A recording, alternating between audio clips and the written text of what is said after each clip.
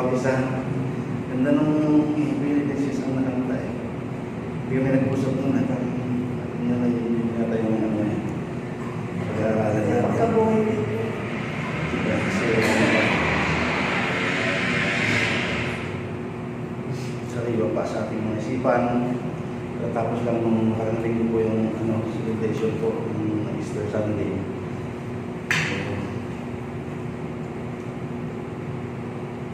Lahat ng churches, yung mga mensahe ay tungkol sa pagkabuhay ng Panginoon. At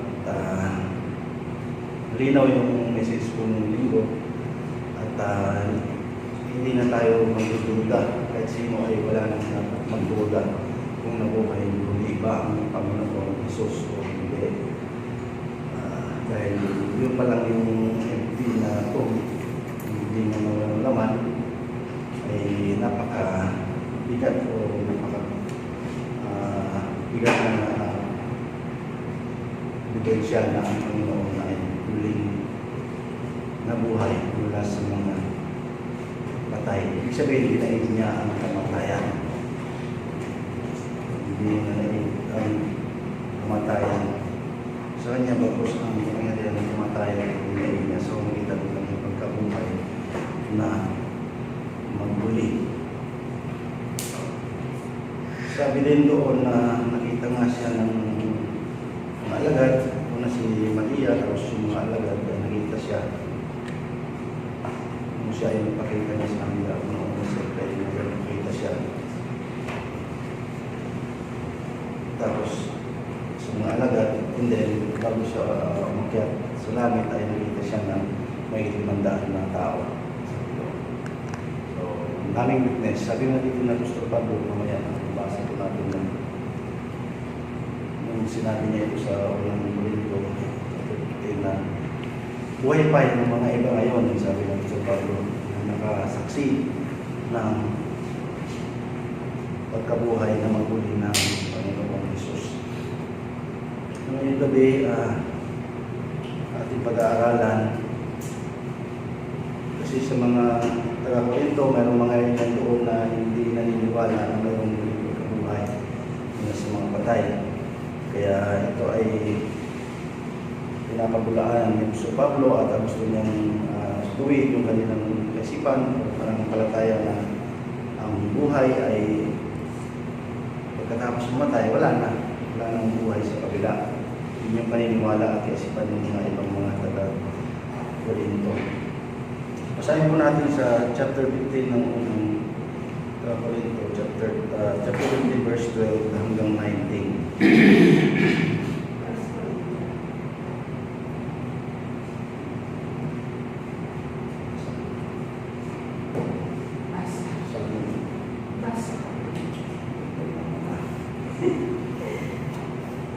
Verse 12.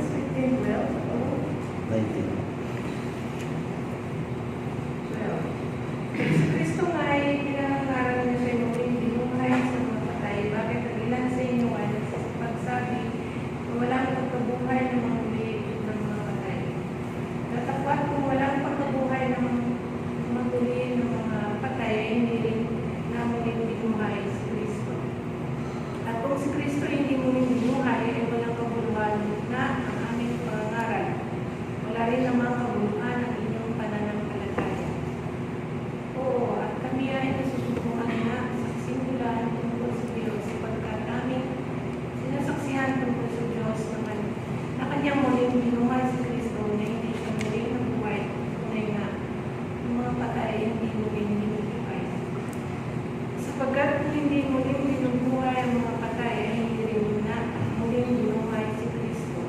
At kung si Kristo ay hindi muling binuhay, ay iyong pananampalataya ay walang kabuluhan. Kaya na sa inyong mga kasalanan pa.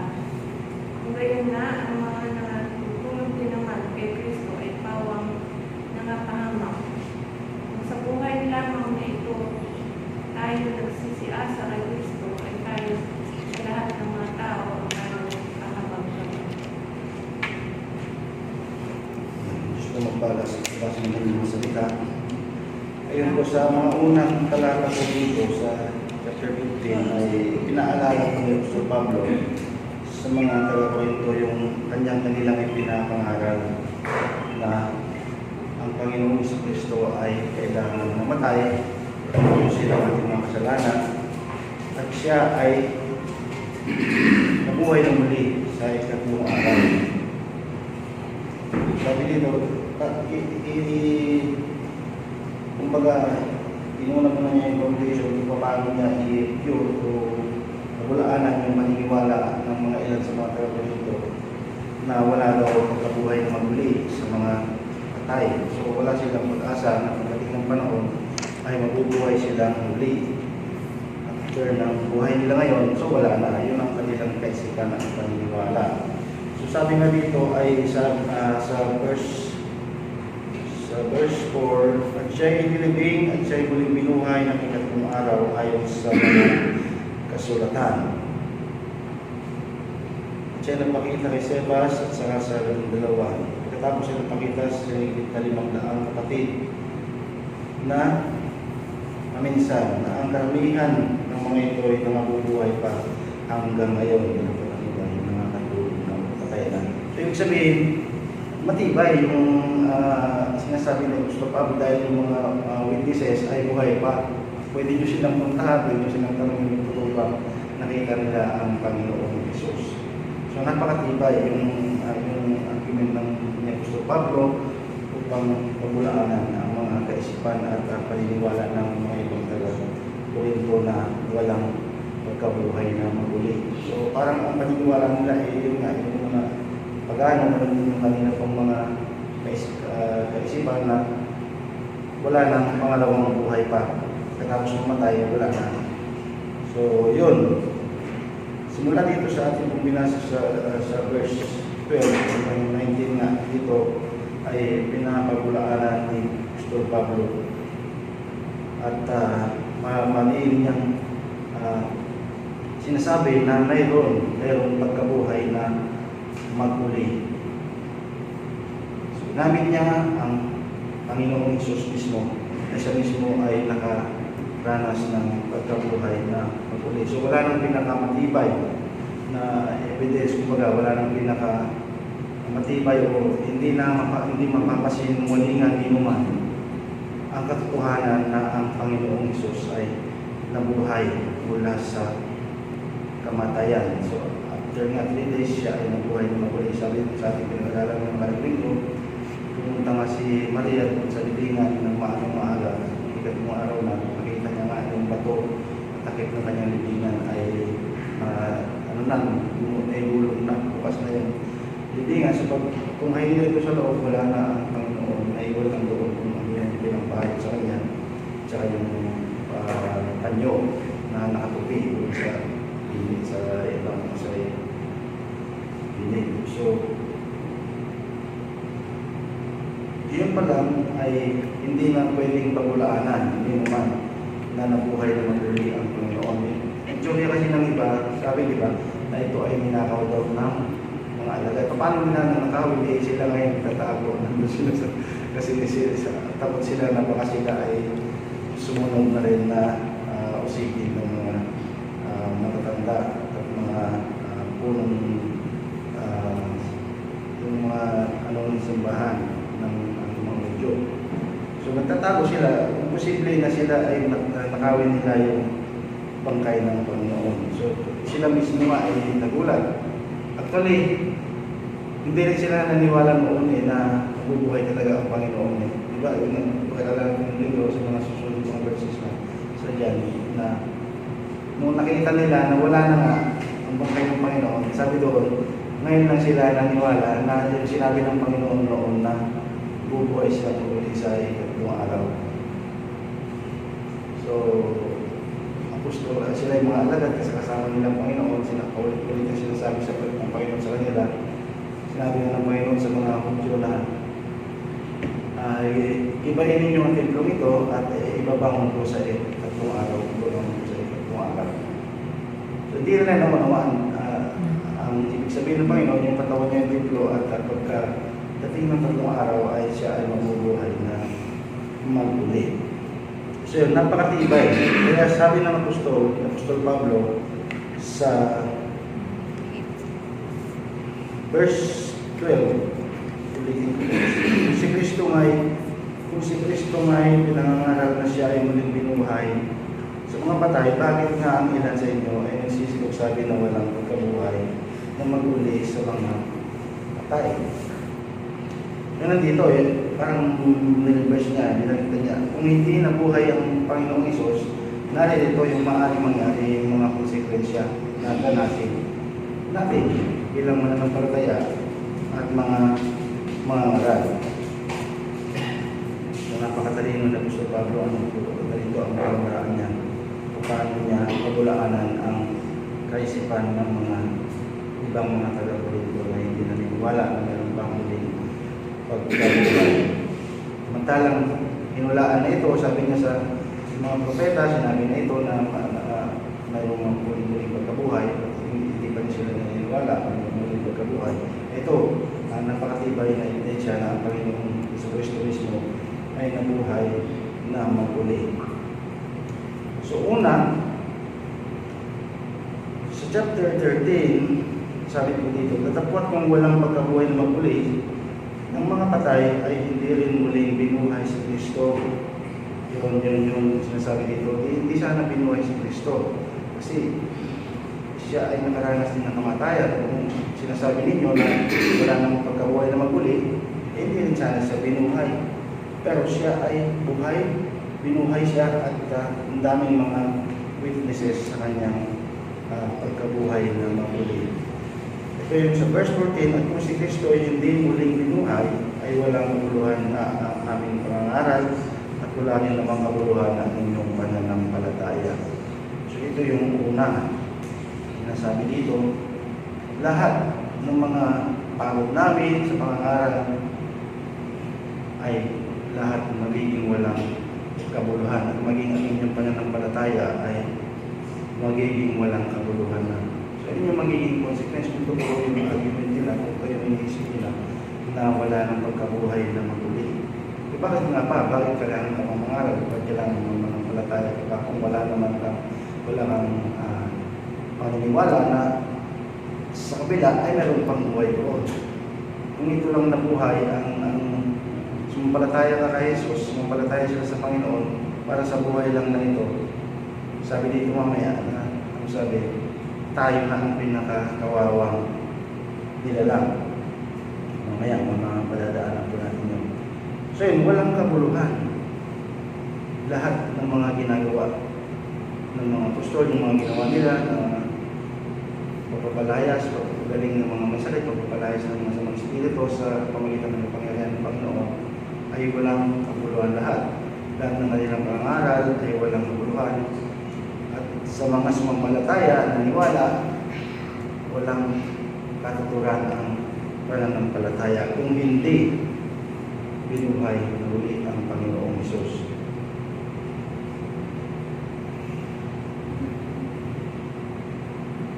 Bakit gano'n, no? Sabi dito sa verse 14 ng ating binasa.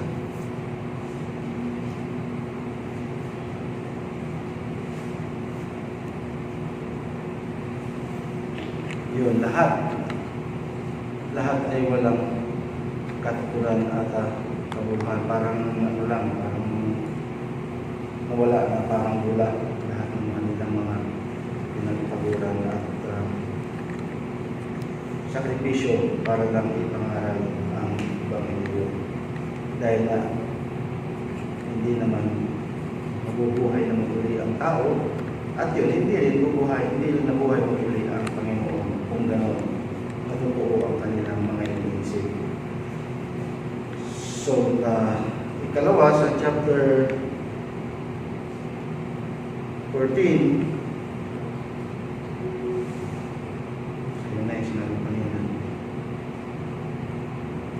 ayun. Ang Ebanghelyo ay hindi lang po ito simula nung ipinanganak ang Panginoon hanggang siya ay nagministeryo, tapos siya ay namatay sa cross. Tapos na. Hindi lang doon nagtapos ang Ebanghelyo. Kung gano'n ang paniniwala at kaisipan ng mga iba, walang kabuluhan, sapagkat dapat ay maniwala din sila na may pagkabuhay pa na maguli. Sapagkat magiging, kumbaga ay biro-biro na lang yung gospel kung gano'n. Or walang laman, kumbaga ipa or kayami pa yung ano ng mais. Ang tawag doon, wala nang laman yung mais, yung buwig sa wala nang laman, wala nang benta yun. Parang na o panggatong na lang. Parang ganun na yung gospel, walang kahulugan, walang kabuluhan kung walang pagkabuhay na maguli. Pati ang pananampalatayang Kristiyano, kasi diyan nakasalalay yung ating pananampalataya kung sa resurrection. Kung walang resurrection ng mga bawat mananampalataya, wala na, doon na lang matatapos at wala na rin pagkabuhay na maguli, maski ang Panginoong Jesucristo ay hindi rin siya nabuhay na maguli. So yun yung sinasabi dito ng Apostol Pablo na lahat ng mga Kristiyano, mananampalataya at pati mga manggagawa, mga ministro ay malang kabuluhan lahat ng kanilang mga ginawa. Kung walang pagkabuhay at hindi nabuhay na maguli ang Panginoon.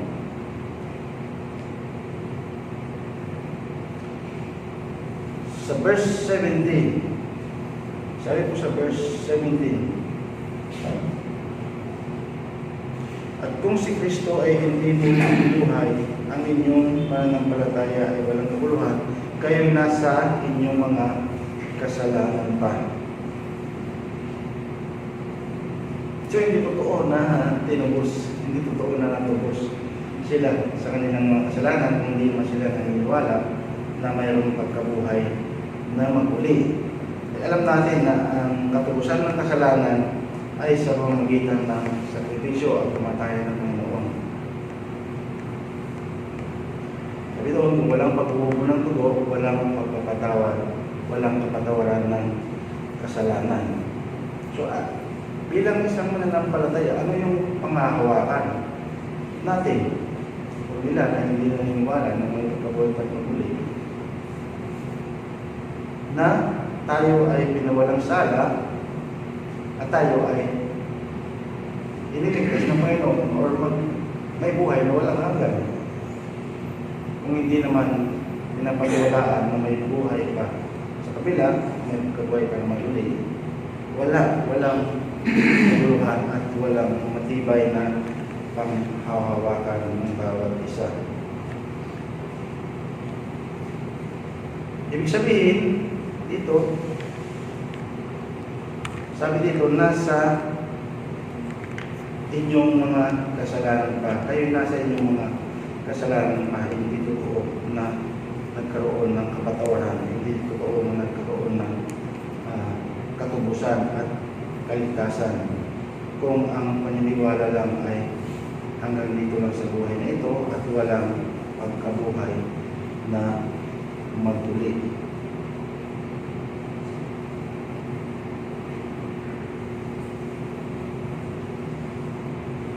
Bakit po sinabi ito? Sapagkat, diba, ang kabayaran ng kasalanan ay kamatayan. Alam natin na lahat tayo ay mamamatay dahil doon sa ating pong pagsalansyang, dahil sa sa pagsuway, sa kasalanan ng ating ninuno, walang ibang kundi si Adan. Sabi dito sa mga susunod na verses, mabasa po natin dito na kung paano pumasok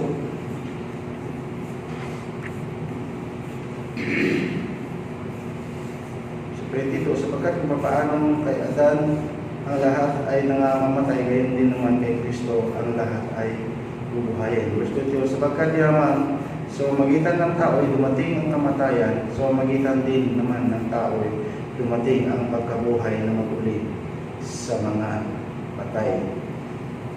So yun, napakalinaw po na kung hindi naniniwala sa pagkabuhay na maguli, ibig sabihin, hindi na buhay ang Panginoong Jesucristo, siya ay under pa rin ng kapangyarihan ng kamatayan. May nangyari ba? Walang nangyari. So So hindi siya totally nagtagumpay. Gayun din ang tao, gayun din tayo. Tayo ay mabubuhay din na mag-uli pagdating ng panahon, takdang panahon na pinagda ng Panginoon. Para tayo ay makasama ng ating Panginoong Diyos. So, sa mga susunod mga verses, sabi nga na sa Baro, nasaan ang kamandag? Sabi, nasaan ang kamandag ng kamatayan? Kamandag ng kamatayan, wala na. Talo na ang kamatayan. Kaya, kumpleto ang gospel kung tayo ay naniniwala na may pagkabuhay na maguli at nabuhay na maguli ang Panginoon. Bakit? Sabi doon sa John chapter 20, yung ating pag-aaral ng Panginoon, na nung napakita na ang Panginoon kay Maria, kasi akala ni Maria ay dinero yung pakita sa kanya, kaya sabi niya, Ginoo, kung ikaw ang kumuha ng bangkay ng Panginoon, ay sabihin mo kung saan siya naroon. Tapos nung tinawag ng Panginoon Jesus, sabi niya Maria, nakilala niya. Sabi ni Maria, Rabboni or Guro. Siyempre, makakawakan sana niya ang Panginoon, di ba? Pero ang sabi ng Panginoon, huwag mo na akong ipuhin, Maria, sa pagkakulit pa nakakapunta sa Ama. So mayroon pa, kailangan maghandog ang Panginoong Yesus Kristo. Yung totally buong-buo, yung walang kulang yung kanyang paghandog. Hindi lang siya namatay, nabuhay, maguli at siya ay naghandog ng kanyang nabuhay ng katawan sa Panginoon sa Diyos Ama para kumpleto buong-buo ang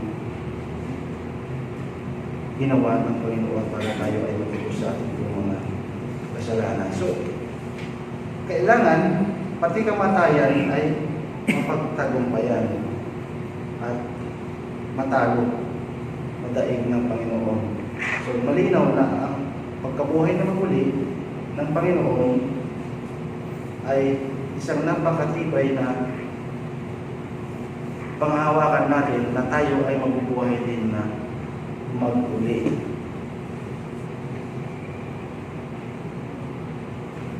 So doon sa verse 18, kung gayon nga, ang mga nangatutulog din naman kay Kristo ay parang nangapahamak. Ibig sabihin, yung mga nangatutulog, ito yung mga namatay na sumasampalataya sa Panginoon Kristo. Ano ngayon kanilang magiging status kung walang pagkabuhay na maguli? Wala. Sabi dito, sila ay nangapahamak na. Wala na. Hindi rin sila mabubuhay na maguli. Walang pagkabuhay na maguli din ng Panginoon Kristo. So wala. Parang walang nangyari, sila ay magpapahamak din. So maraming mga matay na sumasampalataya sa Panginoon. Wala din. At wala silang pag-asa na sila ay tinubos at iniligtas ng Panginoon kung hanggang doon lang yung kanilang paniniwala na walang magkabuhay na maguli. Doon sa John chapter 11 verse 25, diba, sinabi ng Panginoon noon kay Martha, yung matatanda po yung binuhay niya si Lazaro, 4 na araw na patay na, binuhay ng Panginoon. Ano sabi doon? Ako ang sabi, magkabuhay na maguli at ang buhay. Lahat ng sasampalataya sa akin ay kahit mamatay ay mabubuhay ko siya muli. Napaka-linaw na salita ng Panginoon mismo. Bakit mayroon pa pagdududa na mayroon pa pagkabuhay na maguli? At ito ay hindi spiritual na sinasabi na ganun ito. Kasi ang context noon ay talagang patay talaga physically sila. Sabi ko, ang pinag-uusapan nila ni Martha ay sila sa room na nasabi na wala na si Lazaro. Kung nandito ka sana Panginoon, hindi sana namatay ang kapatid namin. Pero ang sabi ng Panginoon, mabubuhay ko siyang muli. Sabi ko, buti ko nga si Martha naniniwala. Sabi niya, alam ko po na sa huling panahon, pagdating ng panahon, mabubuhay siya muli. Pero ang sinasabi ng Panginoon ngayon, ito, mabubuhay siya ngayon. Kaya binuhay siya. Nanalangin ng Panginoon sa Diyos. Sabi niya, humingi siya ng sa Diyos na kasi may purpose may napakalagay yung purpose doon na sinabi ng Panginoon para makilala ang kanyang kapangyarihan. So yun, basically, nabuhay si Lazaro, sabi ng Panginoon, Lazaro, lumabas ka dyan, lumabas ka. Yung palang doon palang sa pagkabuhay ni Lazaro ay napaka-laking katibayan na may pagkabuhay na mag-uli mula sa mga patay. So, isa pahayag ng chapter 20, nandun makikita po natin kung babasahin natin yung pahayag, nandun yung mangyayari sa mga last days sa huling pagbubuhay ng mabubuhay. Kahit ilang daan taon na yan na namatay kahit doon. Sabi nga doon, yung dagat iluluwa. Diba, yung mga nalulog nga doon sa dagat, kinain ng pati, o ano nangyayari na doon, iluluwa. At yung mga nasa halis,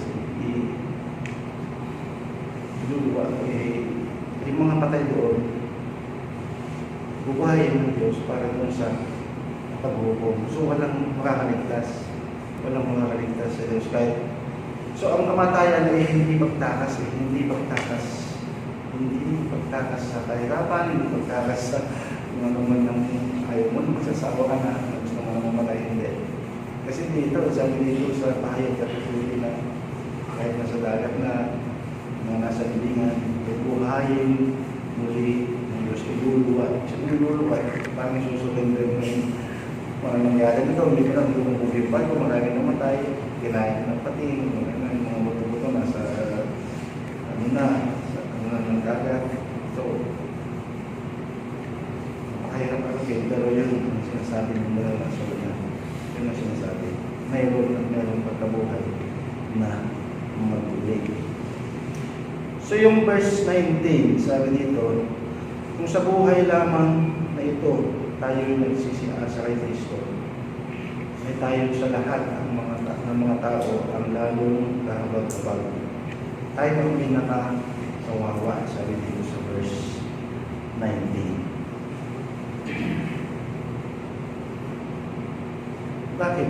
Ganun naman pagkasabi ko dito, sapagkat yung sabi ko kanina, kung tayo ay sumasampalataya kay Jesus, kay Kristo, ang pag-asa natin nasa Kanya.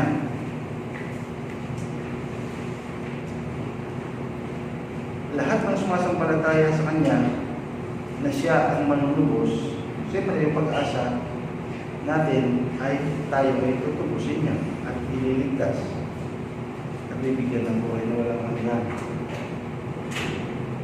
Subalit, yun lang ang tanong dito, kung hindi naman naniniwala na may pagkabuhay na maguli sa mga patay, at siyempre hindi rin mabubuhay na maguli ang Panginoon, wala nang pag-asa. So yung pag-asang yon ay dito na lamang, limitado sa buhay na ito. So bakit sinabi tayo na yung pinaka-kawawa, sabi kung ang paniniwala ng palataya natin kay Kristo ay para lamang sa buhay na ito. Temporary kasi napakaiksi, so yun, mga material things, magpakabusog, magpakasaya. Kasi wala naman ang iniisip na mayroon pa sa kabila. Parang doon na yun. So hanggang doon lang, nung hope natin kahit para sa Panginoon, yung mga hindi naniniwala ng may pagkabuhay na maguli, hanggang doon lang yung mag-aasa nila sa Panginoon Jesus. Hindi doon sa ang walang hanggan na kapiling natin siya. So yun po, sana sa atin bilang application po, tapusin natin, panampalalayan natin ang kompletong Ebanghelyo, hindi po ito. Kasi sayang yung ating panampalataya, sayang yung ating paglilingkod, tayo yung mga lingkod ng Diyos, sayang, sabi dito magiging walang kaluluhan. Kung tayo magduda, talagang may pagkabuhay na maguli, ang Panginoon mismo yung unang bunga ng pagkabuhay na maguli. At yun ang ating pong panghawakan na nawa, pagdating ng panahon, tayo ay mamatay, na hindi pa dumarating ang Panginoon, ay ano pa rin, umaasa pa rin tayo na bubuhayin tayo muli ng Panginoon. Pero sabi dito sa banal na kasulatan na yung kung halimbawa, nandito tayo ngayon ay dumating ang Panginoon dahil yung pagdagit na ay hindi tayo makakaranas ng kamatayan kasi kalubago. Rapture. So, may ganun na mangyayari. Pero mayroon din daranas ng kabigatian, yung mababasa natin kayo sa kaya. Sana kalau ang Panginoon ay pinagtag ng matibay ang bawat isa. Pagdating hindi natin alam kung kailan yung tinagda ng Panginoon. Yun, maging sariwa sa ating mga isipan palagi yung kabuuan ng paghandog ng Panginoon sa kanyang buhay at sakripisyo para tayo ay magkaroon ng buhay ng hanggan at kaligtasan. Hindi lang tuwing Holy Week. Celebrate. Pwede mo celebrate every day sa resurrection ng Panginoon. Mas maganda nga, palagi natin alalahanin para tayo magkaroon ng matibay, tumugo, ma-encourage tayo at makakatulong din sa atin na palagi magpasalamat at magbukas sa Panginoon. Dahil minsan yung sakripisyo natin, minsan kala natin nagsasakripisyo tayo, yung pala wala pa sa kalitig, wala pa sa kalitingan yung sakripisyo ng Panginoon Jesus. So, kompleto ang gospel, kompleto po mula po silang ng Panginoon, katawang tao siya, sa ministeryo niya, kanyang kamatayan at pagkabuhay na muli. At piling natin siya. Siya ngayon ay nakakakita sa sabi na kamutulog sa kanang trono ng Diyos Ama. At babalik siya muli. Babalik muli. Sabi doon, yung mga anghel na tinitignan nila kung umaangat ang Panginoon Jesus. Sa mga ulo. Sabi nga, paano nyo siya nakita na umaangat? Sabi dito, umaangat siya. Pero parang ganyan din siya, ganyan din nakikita ang kanyang pagbalik. Babalik muli ang Panginoon. Pag tayo ay kanyang